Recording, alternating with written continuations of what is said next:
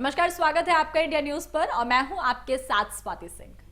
भले ही भारत और कनाडा के बीच बीते कुछ वर्षों में तनाव बढ़ा है, लेकिन दोनों देशों के बीच व्यापार अच्छा है, यानी सुगमता से व्यापार हो रहा है। दरअसल कूटनीतिक स्तर पर तनाव का असर अब ट्रेंड पर भी साफ तौर पर जिस तरीके से ये पूरा ट्रेड पर पड़ने लगा है, इस समय तनाव की मुख्य वजह खालिस्तानी समर्थक संगठनों की गतिविधियां हैं।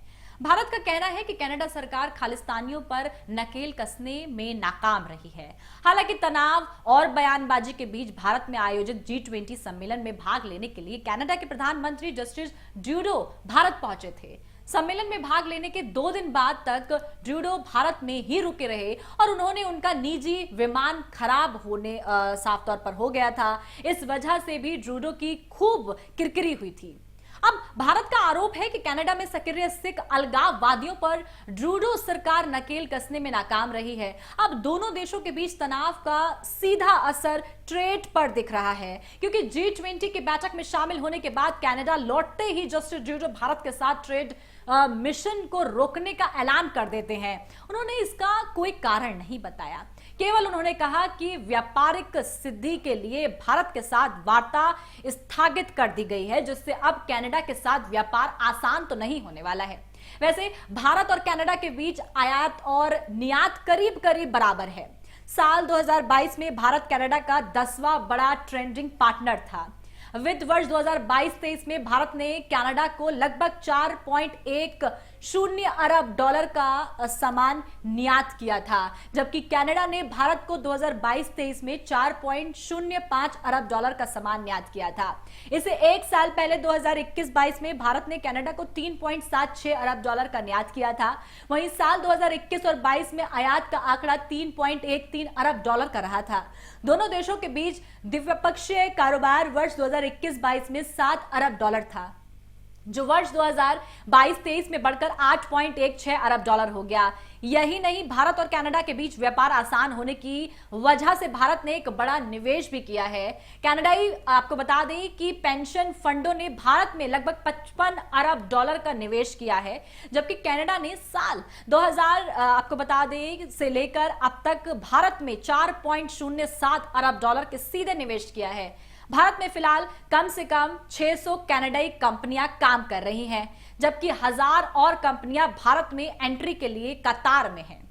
भारत की बात करें तो भारतीय आईटी कंपनियों का कनाडा में बड़ा कारोबार है। इसके अलावा सॉफ्टवेयर, नेचुरल रिस्पॉन्सर आपको बता दें जिस तरीके से, और बैंकिंग सेक्टर में भारतीय कंपनी सक्रिय हैं। कनाडा से अब सवाल उठता है क्या क्या खरीदता है भारत। आपको बता दें कि भारत और कनाडा के बीच किन किन चीजों की खरीद बिक्री होती है।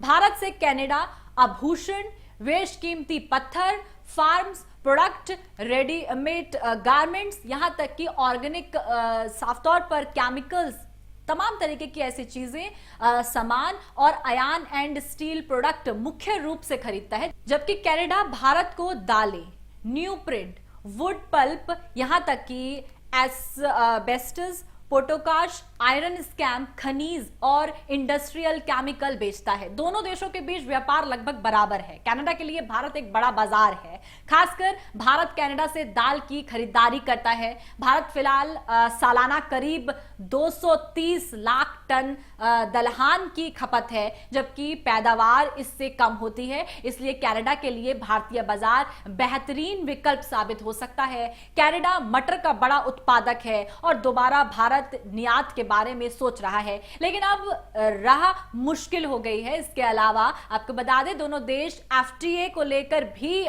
बेहद करीब पहुंच गए हैं। दोनों अब खटाई में पड़ता ये सब साफ तौर पर नजर आ रहा है। वैसे तो एफटीए दोनों देशों के बीच व्यापार बढ़ाने एक मील का पत्थर साबित होने वाला था। भारत और कनाडा ने व्यापार और निवेश को बढ़ावा देने के नए अवसर के लिए मार्च 2022 में साफ तौर पर व्यापार समझौते पर नए सिरे से बातचीत शुरू की थी।